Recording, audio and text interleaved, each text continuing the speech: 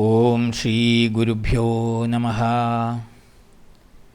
മനുഷ്യൻ പ്രകൃതിയിൽ നിന്ന് ഭിന്നനല്ല. അവൻ പ്രകൃതിയുടെ തന്നെ ഭാഗമാണ്.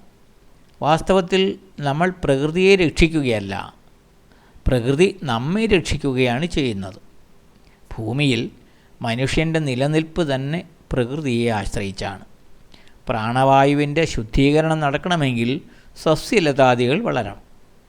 അന്തരീക്ഷ ശുദ്ധി ഇല്ലാതെ വരുമ്പോൾ നമ്മുടെ ആരോഗ്യവും തകരുന്നു, ആയുസ്സ് കുറയുന്നു, പലതരം രോഗാണുക്കൾക്ക് അടിമയാകുന്നു.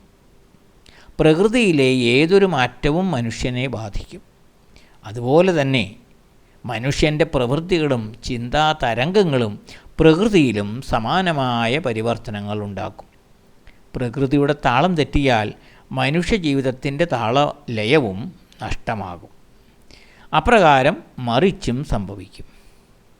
അതുകൊണ്ട് പ്രകൃതിയെ നമ്മൾ സംരക്ഷിക്കുക, പ്രകൃതി നമ്മയും സംരക്ഷിക്കും. ഓം ശ്രീ ഗുരുഭ്യോ നമഃ.